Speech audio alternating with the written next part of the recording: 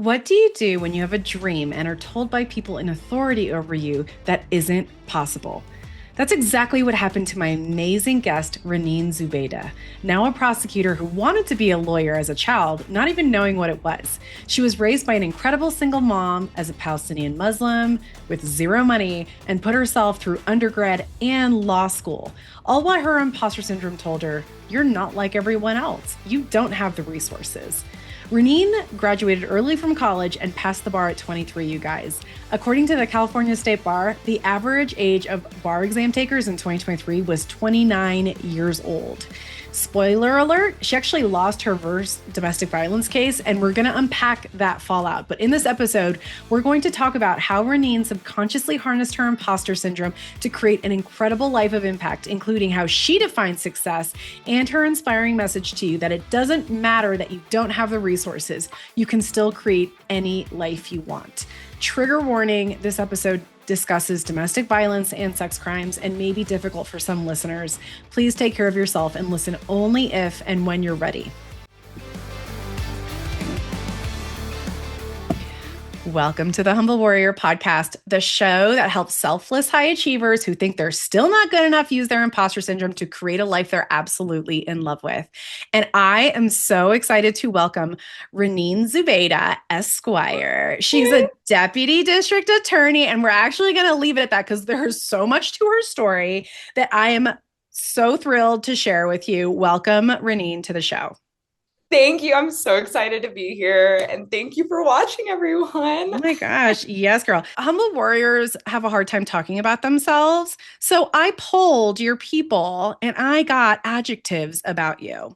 And what people say about Raneen is ray of sunshine, inspirational, that you graduated college by 20. Is that right? That you double majored? I did. That you passed the bar at 23? Yes, I did. Oh my gosh.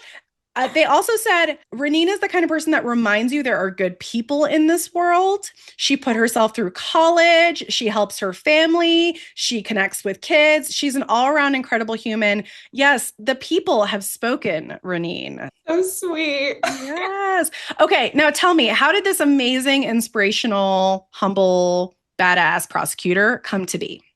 Oh my gosh. So I have quite the story. I was born in Sacramento, California, to two immigrant parents from Palestine. And so they immigrated. I would say that they were refugees, in fact, from war. And they came here, they met each other here, and then I was born. I was raised by my single mother throughout pretty much my entire life. We unfortunately did not have much, but she always showed me that when you wanted to achieve something, that you could, and nothing was limitless. So nothing had limits. Everything was limitless.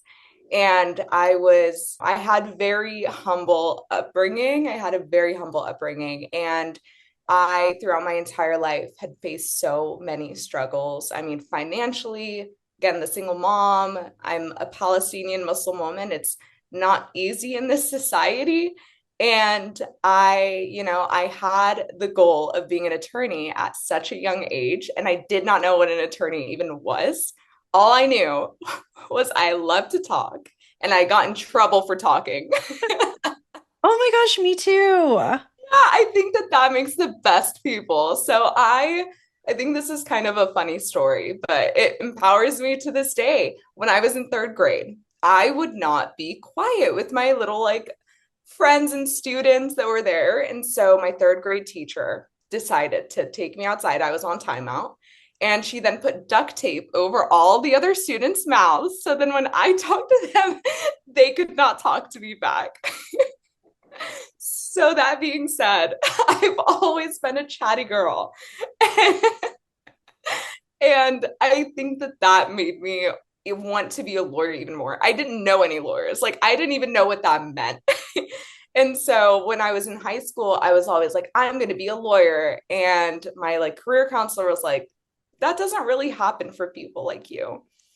And yeah, it's quite the story. And I was like, well, I want to go into a 4 year. Like, I want to go straight into a university and I want to get it done. And she was like, you can't do that. You can't do that. And I proved her wrong. I proved her super wrong. And so I then went to undergrad. I was a double major in political science and history, and then graduated at the age of 20. No credits going in, no nothing. And I put myself through all of it. I was even a professor at 19. I think that I like forget that about myself, but I taught constitutional law in undergrad at 19 for about a year. And I graduated at 20 with magna cum laude. This is really, I want you guys to know this is hard for me to talk about because I do not like bragging. I know. But I know. You're not bragging. You're merely sharing facts. And that's what prosecutors do. So we're sharing that's facts. true. That's true. That's true. I just got to remind myself of that. And so I graduated at 20. I ended up deciding to go to, I mean, the decision to go to law school was from the age of like 6. So I already knew what I wanted to do. At this point, I still didn't know any lawyers. And I decided to take the LSAT, and then I got into law school, I remember at 20. And I started law school, went to the University of San Diego Law, and I was by far the youngest person in my class. It was quite the journey. And that tends to be the theme is I was the youngest person there.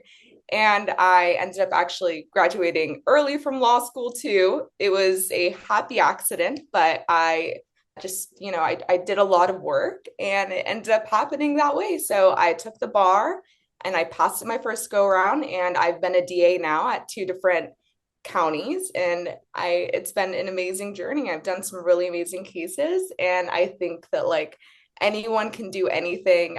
Nobody expected this from me. This story, I think, was something that if you had told me 20 years ago, I would not have believed you. If you had told me when I was 18, I would not have believed you. And so I think that like it's been quite the journey, and I'm very fortunate to have been on it. Yes. Oh my gosh. So much amazingness to unpack here. And yes, I love the acknowledgement of the discomfort of talking about our awesomeness. I do love hosting the podcast partly so that I can talk about how amazing other people are, because it is hard to talk about ourselves, right? Yeah. But the reality is that in society, Instagram, TikTok, whatever, we see all the success, but we don't hear about that really messy middle part. And you are incredibly successful for your age. But I think the other thing that's important is you're not just successful on paper, you seem genuinely happy. I am. I am. I mean, it's so weird to explain, but like the feeling that I had of what I wanted to pursue was always heart led. It was always, I know that I want to go this route. This is what feels good for me. And that has never proven me wrong. Oh my And so gosh. I am genuinely happy. Yeah, I love that so much. And that's especially important because Western society in particular is very achievement focused. And Yeah. we're kind of taught that if you check all the boxes and go to the right schools and do the right job or whatever, that you're going to be happy. And I'm included in this, when you Yeah. get to the tops and the peaks and you're like, aren't I supposed to be happy? Like, what is happening here? And so I love also that you are young, and also that's part of my story as well, right? So my imposter told me I was too female, too small, too brown, too young looking. And I felt that those were barriers when I was pretty early on. But before we get into your barriers, I'm curious about a case that you may have prosecuted that really impacted you Oh, yeah. or like left a mark. Like, tell us about it. Absolutely. So this was at my old county, still in California, still in Northern California. And it was a busier county. It was high crime. And so I totally loved that job. It led me with so much experience. I left with just nothing but amazing things to say about that office. That being said, it was my last case there. It was my last trial. I already knew that I was going to move counties. And I prosecuted a big sex case, meaning it was multi-victim. It was a very, very sad case involving minors, involving this just horrible person who believed that he was entitled to other women's bodies, strangers. And I remember that trial, that was my longest one. That was my most meaningful one. I mean, that one my mom even came to watch. And so it was, I know, it was just, I am so proud of it. And the victims still call me to this day just to, thank me. And they felt like their voices were heard. And I love working with victims, and it's truly just left a mark on me. I mean, also this individual ends up being sentenced to quite some time. And his life is not going to look the same. He's currently in prison right now. And it's so important to me to show victims of crime, specifically of these sex crimes, these heinous crimes, that their voice matters, and hopefully set that precedent that other victims can, come up and talk about it. And I just, that case to this day, even though I've done many since, that case just sticks out to me in a way that I am always going to be so grateful for. So that's Yeah, that one. that's a great example. And I'm always looking for the things not said between the lines. And it's funny, it's not funny, it's just a fact. But every guest I have, the in between the line is success is always defined as something that is a little bit countercultural, Yes. right? To what traditional success is defined as. So, as a prosecutor, traditional success is how many prosecutions did I get? How many years did we get for the suspect? How much restitution? All that kind of Right. stuff. But you didn't say that. The impact for you was knowing that I did my part to let these survivors know that their story matters, that we Right. got justice for them. And there's no tangible way you can put a dollar figure on that. You can't quantify that. But humble warriors all have some level of, I define success as something that does not generate money usually, or awards, or that kind of stuff. Like, that's not the point. Also, side note, as a career ICAC investigator, so ICAC, for my listeners, is Internet Crimes Against Children Task Force. So we do a lot of the cyber child sex crimes casework. Every jurisdiction I go to, and I do training internationally now, and I'm always telling my law enforcement folks, I'm like, all you need is one good prosecutor and you can rule the world. And I'm like, you have to find that person. And oftentimes it's not the first person you talk to. And you have to shop around. And, these are things that we're not taught as investigators. But I've been in jurisdictions where, like, the trafficking prosecutor, I ask them, hey, what do you need for a case to win? And they talk around it, don't give me a direct answer. But when I find that magical unicorn, oh my gosh, the magic, so much fun, so Yeah. amazing. So thank you so much for all your work, because it is hard. Like, it's very difficult to find a great prosecutor who gets it and understands that we have to be more cross-siloed between the prosecutors and investigators and victim services and the judiciary and all that stuff. So very high level thinking, and I love it. And we need to clone you. So now we've talked about how amazing you are, and let's talk about the hard stuff, right? So I know you mentioned little nuggets here and there of single mom raised me. I am a minority in every sense, really. Can you just share, on the road to all this joy and success and thriving, what kind of obstacles did you confront? My God, did I confront some huge obstacles? I mean, whether it be people's disbelief in my abilities just because of inherently who I am. Again, in high school, even, and that's pretty much where this whole thing started, is in high school, other kids were treated as though they could be more successful. And I was looked at as, she's going to figure it out. She's going to be fine. She's going to be normal.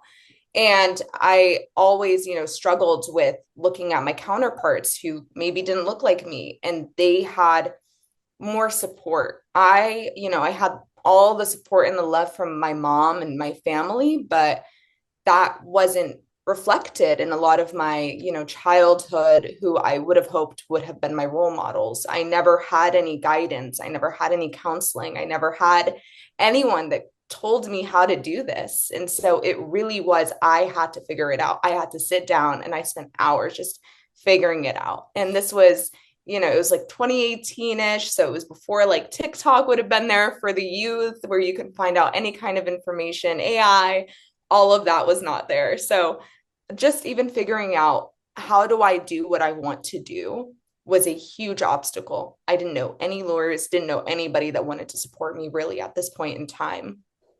Also, I mean, another huge obstacle, it would be silly of me not to mention it, is finances. I completely put myself through everything. And when you have to do that, I mean, I was relying obviously on financial aid and loans and all these things, but back home, I had a mom who was struggling to make ends meet. And there was a lot of guilt in that for me too, because I had pretty much worked my entire life from the age of like 13 to 18 until I went off to college. And I even did work over there. But there was a lot of guilt associated with I'm going to be in school for the foreseeable future, which is, why I ended up actually graduating so early. It was, I want to be able to take care of my family. I want to make money. And it just I hit every single obstacle in the road that you possibly could, and I was able to overcome each and every single one. Even when it was the hardest obstacle in the world, I was able to overcome it. And I think that that's really what I want people to take away from this is, even if everybody doesn't believe in you, even if you're not an A+ student growing up, even if you see your peers have all of this support and you have nothing, you can still make it, you can figure it out. And I did. And I'm in the position now because of myself, and that I always believed in myself even when another soul didn't. Oh my goodness, that is so good. And we are going to connect these dots for the listener because there's all kinds of magic that we need to unearth here. So, first of all, you mentioned, there was a lot of guilt about your mom and this guilt of going to college. And it sounds like not being able to work to support the family. So, what did that sound like in your head? And so, imposter syndrome, if this is someone's first time listening, is the belief that you're not good enough or qualified for the title, the awards, the accolades, the positive feedback, and that the people around you are eventually going to figure out that you're an imposter. And when they do, bad things are going to happen. You lose esteem, professional respect, even possibly lose your job or your house. I mean, it's all catastrophic in our brains. And 70% of people experience this. And this isn't something I made up. It's over 60 studies over the last 5 decades have shown this. So the imposter statement, the way I work it is actually the imposter is pointing you to your secret sauce magic, and we're too busy trying to fight it. And it usually comes in an I am statement. So mine were I'm too small, too female, too brown, too young looking. The 2 top ones are I'm not smart enough and I don't have the credentials or the education to do what I want to do. And so I'm curious for you, in that guilt, what was the I am statement that was coming up? I am not like the others. Ooh, I am okay. not like the others. I didn't have private tutors. I didn't have that kind of support growing up. I am not like the others. Why am I here? This is not the route that's meant for me. And so that was, I mean, imposter syndrome, it still is prevalent to this day. I still have it every single day. And that I think started really my journey, and it's trickled throughout. Even now that I'm a DA, it's still I am not like the others. Yes. Well, I have really good news for you because when you experience imposter syndrome, it actually means that you're on track to do your life purpose, right? Because the way it works is once you identify what your purpose is, your body is perfectly created to protect you and keep you safe and keep you alive. And so your body's going to be like, don't do that thing, because if you go out on a limb and take a risk and you fail, you've now failed at your life purpose. And what are you going to do as a human? So just stay safe over here. I'm going to give you all the reasons and excuses not to do the thing. And so a lot of people stay stuck but you're one of the people that used it as fuel. And I want you to know a little bit about what I'm hearing about your imposter cycle, because everybody has an imposter cycle. So I'm not like the others. I don't have the resources. Like, what is happening? I'm under resourced for my dream. Like, you knew this intuitively, which is really incredible. But it's interesting that the guilt you felt about your mom was related to your inability to resource your mom in the way that you really wanted to and thought she deserved. Right. So when we understand our imposter cycle, we can harness it as fuel, right? Back in college, though, you were doing this subconsciously, so you weren't aware of this cycle, but the love is there, right? The intent of, I have a goal of becoming a lawyer.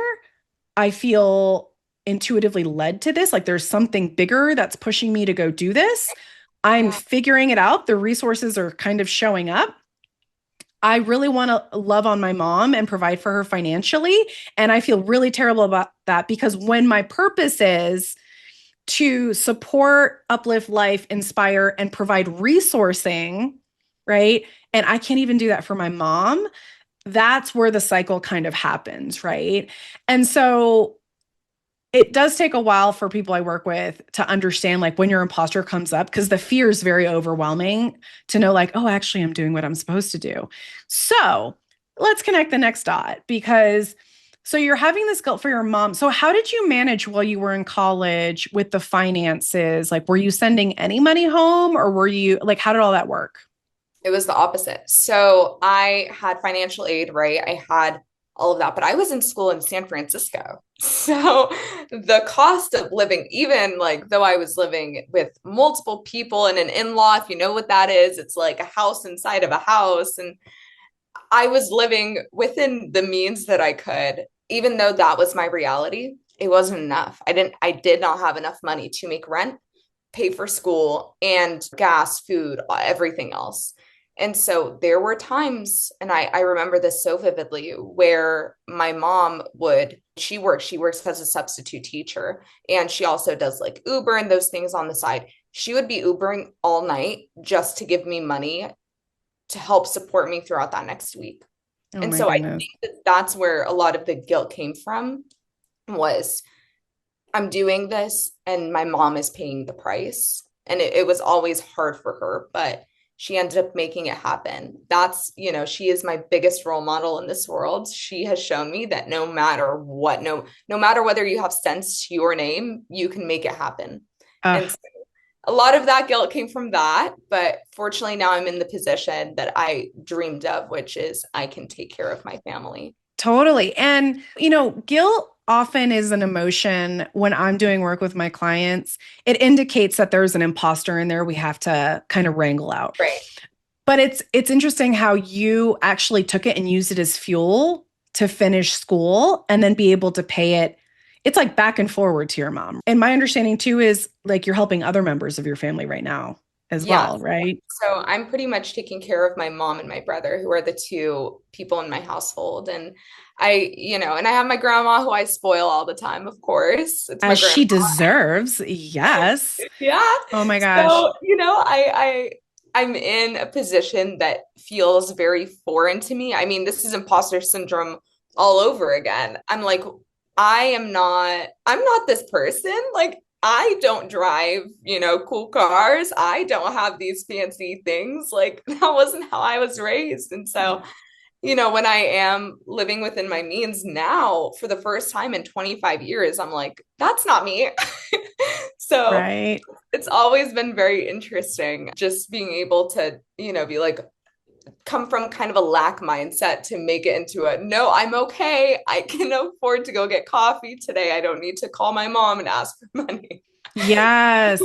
And I love that we're talking about this for a lot of reasons, but also because I've found there's kind of a progression of folks where a lot of people, whether you're born here or not, right? Whether you're American or you immigrate or whatever, but for a lot of folks, there's a survival mindset that has to kick in for a long time.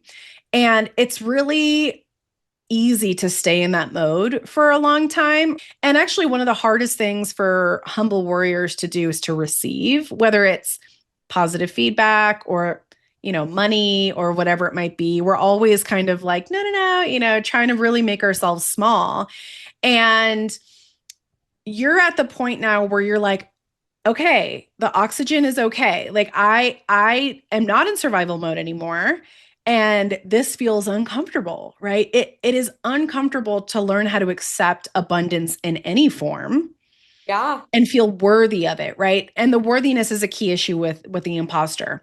And I want you to know, I can see into your future, but if you so choose, your next level after you get comfortable with this baseline of not being in survival mode is how awesome can my life get in terms of what badass career of impact can I actually create? And what tools do I need to create that, right? You already are really great at finding the tools and resources, right? I mean, you're like, I didn't know any lawyers. I just knew I wanted to be one. I didn't even know what they did, but I figured it out, right? Like everything from the career ambitions to the financial piece for college to applying to those jobs, like the LSAT, all those things. And that is something for you and for other people that are listening, because I know there are people in the space where they're like, I'm so thankful for everything I have. And that is a very humble warrior perspective, right? It's like, to be honest, we're super guilty of when we get crumbs, we're like, thank you so much. Oh my gosh, these crumbs, right? Yep, But that's me. right. But the purpose of the podcast and these communities is to let people know that you're actually worthy of more than breadcrumbs. Because we know that your intent in your heart is really good. And the more you're able to receive the love, and whether it's financial love or professional love or, whatever types of love you want more of, right? You're actually going to not absorb it for you. You're going to parlay it and pay it forward. Like literally every single humble warrior is like that. When I ask about success, I had a guy on the podcast a couple of weeks ago. He's a real estate guy. They own 70 houses. They spent 18 months figuring out, and he came from like poverty. Amazing. Yeah, I love amazing. that story. Amazing. And he called, he was doing the podcast from Tokyo. He's like, we're doing a year of slow travel. And I was like, how do you define success? He's like, the look on my wife's face that she's in Tokyo, like she can't believe it. And it brings me so much joy. Like literally would not even talk about himself. Like every guest I have is like that though. It's never about us. And I think it's important to highlight that part of your story because so often our imposter tells us you're selfish for wanting these things. But the Yeah. reality is that once you get it, you're not going to keep it for you. You're going to share it. You're going to bring other people into the fold and you're going to multiply the impact because you know that we get better results together rather than me by myself. Absolutely, absolutely. And that's something that I haven't mentioned this yet on the podcast, but for me, even when I had nothing, I still volunteered. I was always, and I still am to this day, very much like, how do I give back? And in what ways can I give back? And that is what brings me joy. Even when I started volunteering at like the age of like 10 or 12. And I remember working like in an Alzheimer's unit where I was able to like help out the residents every single day after high school until like 11 p.m. at night. And I worked at a coffee shop that gave all their funds to victims of human trafficking. And throughout my entire life, that has always, I think, been a huge purpose. After this interview today, I'm going to put on some Santa Claus clothes and go to like Target and get some kids some angel tree gifts. And that's something where you basically get someone's Christmas gifts for them. So that is, I think, one way that I have found works for me in terms of my imposter syndrome. I may feel guilty for every single cent that I spend on myself, but as long as I'm doing those things and giving back and knowing that I am helping people with the means that I didn't once have, that's what means everything in the world to me. And so that's one way I've managed it is to just make sure that I'm giving back. I mean, I could not live in this world, even if I'm making, as much as I did when I was working retail. I could not live with myself unless I knew that I was helping out others in this world outside of my family. And so that's always been a really big thing of mine. Yeah, that's interesting. It sounds like you were being a solution that younger you needed. Yeah, I am. Yeah. I am. And it's very sweet to just be that person. And, I think everybody has an inner child in them. And I'm starting and I think hopefully successfully being able to nurture that inner child and being able to see other people just feel the joy that I hoped to once see and feel and be that person that I wish I had seen as a young girl. I Yeah. need someone like me. I needed it and I did not have it. Yeah, no, that's so powerful. And I mean, that's ultimately one of the primary motivators for humble warriors is that's why I started this podcast. That's why my whole business exists because when I heard about imposter syndrome, I was in my military unit. We got some briefing. I couldn't tell you who gave the briefing. I just remembered hearing about it and looking around the room and I was like, 70% of you motherfuckers have this and we're not talking about it. Like, I was so mad because I felt so alone and so isolated. And having someone put words to what I was experiencing and the relentless push to prove my value as a human by achieving and doing and, all these things. And then coming to the understanding over many years of, no, you're valuable because you exist. Yep. And so now with the podcast, with the book, with all the coaching programs that I do, it literally is like, I need that barrier removed for that person so they can go make a bigger impact than they could have imagined, right? Because fear is the biggest barrier. And actually, having run many, many, many law enforcement and intelligence operations, the biggest barrier is not the bad guy. The biggest barrier is the fear that the teams had, where you see like a To Catch a Predator op, right? An enticement op, or like one of the child recovery ops that you see like the marshals doing. And they're so commonplace now. But when I explain to the average person, I'm like, you don't know the level of anxiety that goes into doing these ops because you're worried about failing, you're worried about messing up the cases, you're worried about kids continuing to be abused. And a lot of people don't take action to create those things because they're scared of failing. And that leaves our children and our vulnerable potentially able to be exploited at a worse level, right? But the average person doesn't know that. And what it's like for a prosecutor to experience like, oh, it's all on me Yeah. to hold this perpetrator accountable. Tell me Yeah. about that stress. My God. Okay. So I remember actually, this is a really funny story. My first trial, it was a domestic violence trial. I went in being like, I don't know anything and I need to figure it out. And I have 15 minutes to do it. And that just, I mean, this is probably the story for every single prosecutor that had a first trial that involved a victim. I was like, I don't know what I am doing. That this is horrible and it's all on my hands. And I just remember having to figure it all out and being like, this is crazy. I don't know what I'm doing.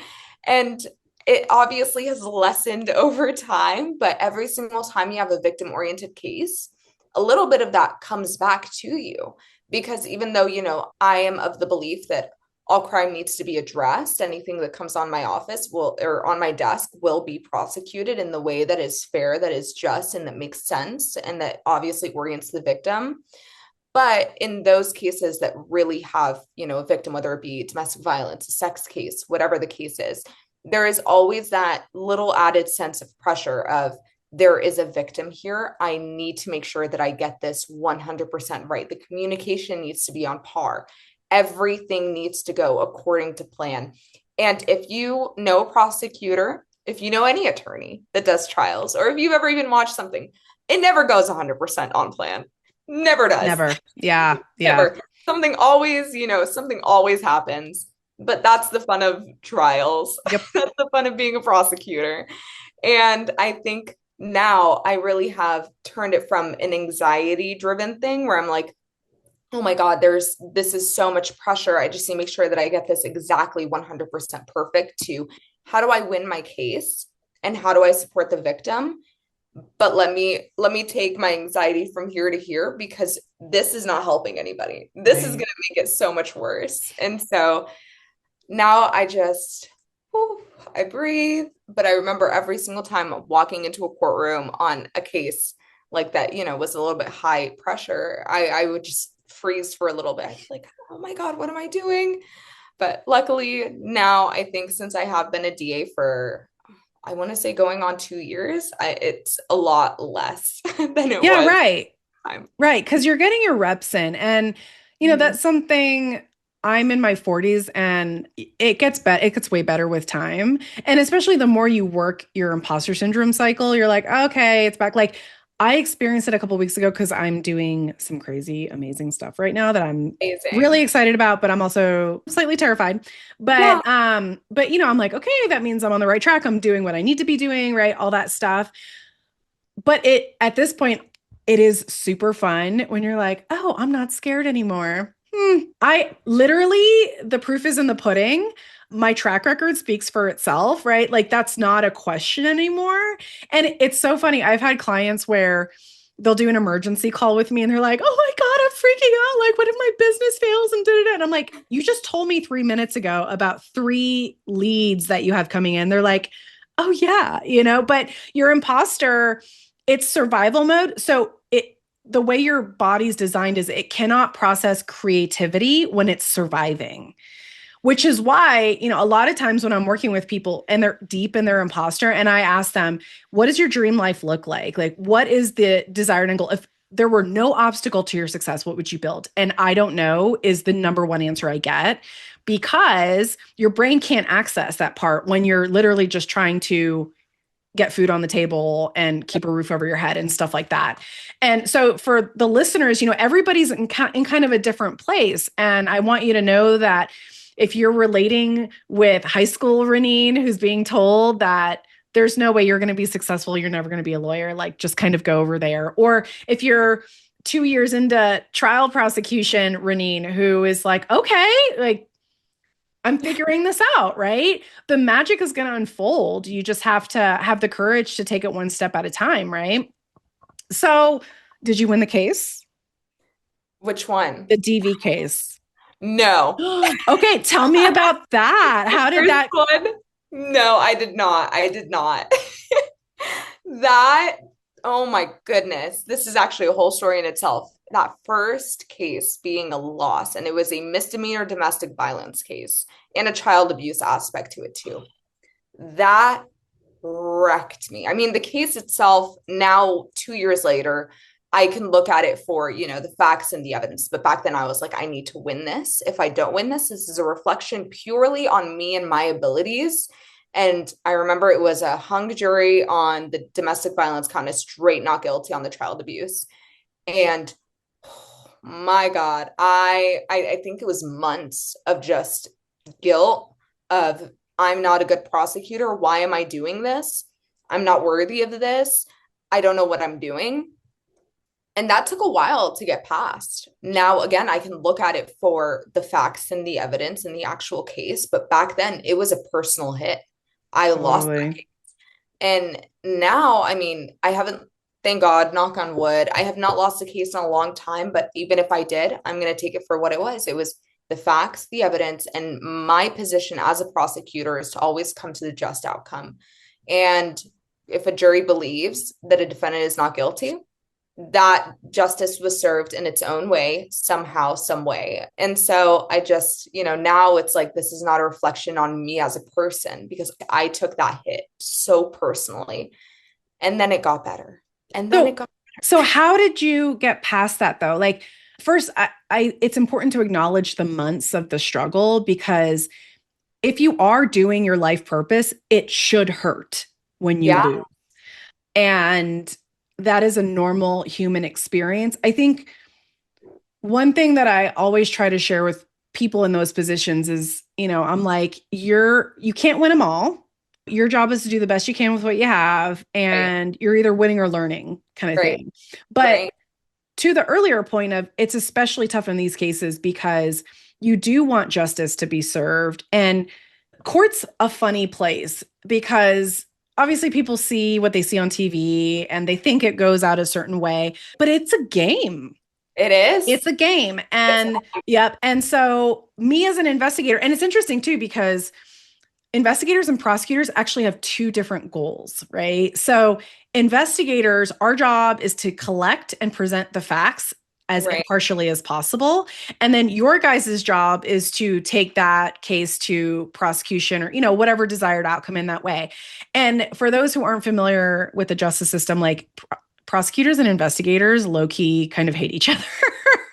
There's always Really? like, oh my gosh, Oh there's my God, that has not been my experience. well, But I believe you. oh, girl. But with a Raneen, I'm not surprised that that hasn't been your experience. But because you have, especially if you have ego-centered folks at play, they're headbutting, right?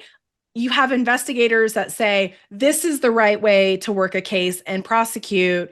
And when the prosecutor's saying, I need this evidence, and the investigator's like, no, you don't need that, right? It's this battle of wills. And it's heartbreaking because you're like, do you like winning or not? Like, I like winning, right? So Yeah.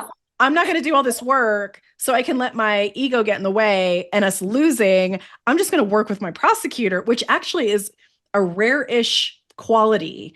So that's why I'm not surprised to hear that you work really well with all of your investigators, but that is not the typical experience, I would say. But with that being said, so at what point, because I think it's important to acknowledge, so it's months of kind of suffering, right? Absolutely. When did it start getting better and what did you do to get out of the funk? I just kept pushing. I kept pushing. That funk, that hurt, right? Your first trial as a baby DA Yeah. and you don't win. And I just kept pushing. I kept pushing and then I started winning.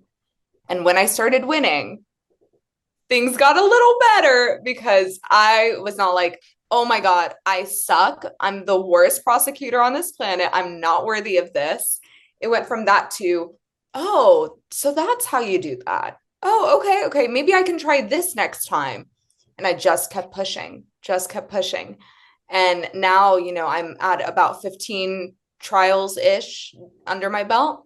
I've gotten majority, wins. That's really hard to say. It's that imposter, Super. that Yeah. humble warrior. Yeah.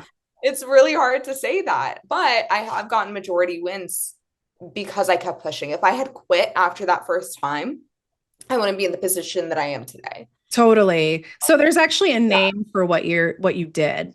And it's you were playing an infinite game. So if you know Simon Sinek, the Start With Why guy, I he's, don't. oh my gosh, girl, I need to send you his TED Talk. It's so good. Send it. He's Send it. amazing. So he wrote a book called Infinite Game, and he didn't originate the idea, but he wrote the most current book on it. And the idea is finite games are like football. There's opposing teams, there's a certain number of players, there's rules, like there's a clear winner and a clear loser, or maybe there's a tie, but generally no, right? Mhm. Infinite games are games that are unwinnable. So in this case, justice is unwinnable, right? There's always going to be another justice thing happening. So it's not like you get to the end, you're like, we won, like, okay, everybody go home, right? Um, infinite games imply that you get to create the rules, you get to invite who you want to play, and you get to set the terms on what success looks like. And so you subconsciously did that without maybe knowing all the language, right? Where you're like, okay, I'm playing this game. Clearly, the way I played it the first trial didn't quite work out. So, what rules do I have to shift? What do I have to change about the original circumstances to create that winning strategy? And you did that through trial and error. And that's especially important in fields like justice because you can burn out so easily when Oh you're yeah. just, I was one of those people where when I was younger, I'm like, I can't take vacation because if I do, like kids are getting abused and blah, blah, blah. And I also took, I had a couple of losses early on in my career that were really devastating. And you're like, I'm the reason why this bad guy's perpetrating. It's like, no, Yep. he's the reason why He's the he's reason perpetrating, why. right? It's not Yep. you, but, Not you. which actually brings us, so Infinite Game is a very strategic, very kind of ethereal concept, and it's spiritual actually in nature. Yeah. And I'm curious because we do always talk about there's always a spiritual element to humble warriors. And it doesn't have to be religious. Like, that's not what I mean. So to me, spiritual is something you know to be true, but you don't have physical evidence to prove that it exists. right? So whether you believe in God or intuition or the soul or whatever it might be, there's always an element where people are like, I had to rely on something bigger than me to get through Right. this. So I'm curious for you, what did that look like? So it was for me, it was God. And I'm actually wearing a necklace right now that says in Arabic numerals, it's with hardship comes ease. And that is, and I have it here, I have it tattooed, and it's that has always been something that stuck with me. I mean, whether you take it in a religious context, like I take it, or as a spiritual context, or you just, you view the world as you need to go through some kind of hardship to experience ease. You need to experience something in this world that completely alters the way that you believe in yourself. I don't think that everybody has had a situation which they are just able to get everything they want without some kind of up and down. And you have to embrace those downs because you're going to get that up.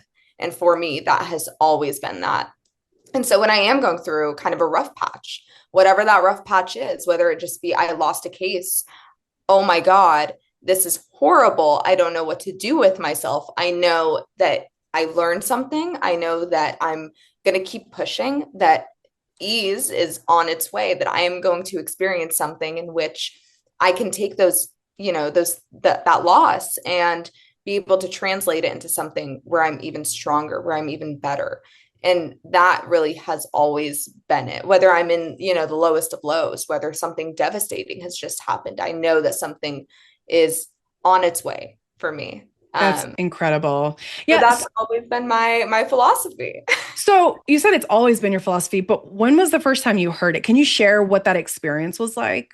Yeah, absolutely. I mean, I remember, gosh, I was reading my book of faith, and I remember just seeing that part, and my eye just I was on an airplane, and I remember I looked out into the clouds, and I was like, yeah, yeah. With hardship does come ease. Like it will always come. Those that have the worst things happen to them will always experience the highest of blessings after. And I remember that was really what I was like 19 on a flight from, weirdly enough, like it was SoCal, and I was coming back home, and that was a moment that clicked. And I was like, I'm here for a reason. And every bad thing that happens to me happens for a reason. And that's one thing that I will always, believe, that everything in this world happens for a reason, whether it be a divine reason, whether it be for a reason that you can better yourself, a lesson, any reason, everything always happens for some purpose. And Oh that man. is always something that I will think no matter what. I got in a car accident. Like, and I was like, this must be happening for a reason. And it did. I got my dream car. And so, those kinds of situations, it's hard. Obviously, you're like, oh my God, what just happened? But to be able to just be like, it's going to be okay. Yes, that is so incredible. And I love the way you describe it because, and this happens with every guest, with every client I have, when we talk about these sayings, these mottos, these like core kind of life messages, there's always an element of I was just minding my own business and all of a sudden like zoom, like it Yep. was like the universe, it was like a light like came down from heaven and something in your heart like is illuminated. You're like, this is a truth with a capital T, like not a lowercase t, right? Capital And T, yep. yeah, and I've had those moments too. And I love when guests share those because that intangible element is something that we have to learn how to listen for and then trust it, which are two completely different processes. And it takes time. And every humble warrior has incredible intuition. So to me, that's like the ability to connect with something bigger than you and like hear, kind of guidance and being able to follow that guidance. Right. And with hardship comes ease. I love that for so many reasons. And there are themes of that all throughout the world. It doesn't matter what culture you come from, right? This idea of if everything was easy and perfect, you wouldn't appreciate the good things in life. And we need the valleys, right? Or like, I love how the earth mimics that, right? Like if you're a wine drinker, well, you have to crush grapes. And actually the vines that those grapes are grown on have to be punished a little bit. They have to be water deprived to create the fruit to begin with. Olive oil, love me some olive oil. You have Love to all crush the, right. Like rainbows only happen with rain, like diamonds, carbon and pressure, right? Like, it's I mean, everywhere in this world. Yeah. literally everywhere. And why I love sharing stories like yours is because the hardships that we go through, when we get to the other side and people start feeling encouraged and inspired because they have an example now of, you had the same thought I did and you did what? So that means I can do it. That is magical, right? I always say it's shortening someone's timeline to success. My book is a very easy read, and I took almost 20 years worth of lessons and condense them because I'm like, I just want you to suffer less than I did. Right. And it feels so good. Again, measure of success. When someone comes to you and they're like, Raneen, you inspired me to do whatever, right? Because of you, I know I can do this. That you're like, oh, success. Like, I'm, Yeah. I'm good. I'm good. Yes. Oh my gosh. So often, and I'm going to be really blunt about this too, because I feel like our society, especially, is we have kind of the disease of affluence to a certain degree where we want to be really comfortable and Yeah. we get upset when we're not. And you are clearly a multicultural person, like you've traveled. And I always tell people, I'm like, you need to travel a little bit more because there are countries where you're literally born into a certain economic system and there's no way to get out of it. Yeah. And you won the lottery to be either born American or you became a US citizen. And as a veteran, so I've deployed and done all the crazy things. People are so kind about their feedback, right? They're like, thank you for your service. And I'm like, you're welcome. And also, like, that scared mediocre life you're living, like, that's not why I sacrificed Christmases and got shot at and bombed so that you could not live your best, most amazing, most fulfilled life. Like, you have a golden ticket of living in America. Please show the world what's possible. So you are clearly an example of that. So inspiring. I could talk to you for hours. Unfortunately, we're running out of time. Raneen, so I know it's weave throughout the story, but if there's one final message that you want the listeners to walk away with, what would it be? I feel so passionately about this. Even if you were not handed all of the tools that you needed, even if you didn't grow up with two parents, even if you grew up as a single mom, a child of a single mom, even if you grew up with literally nothing, you grew up as the only person around you that was another thing. You grew up as a Palestinian Muslim kid.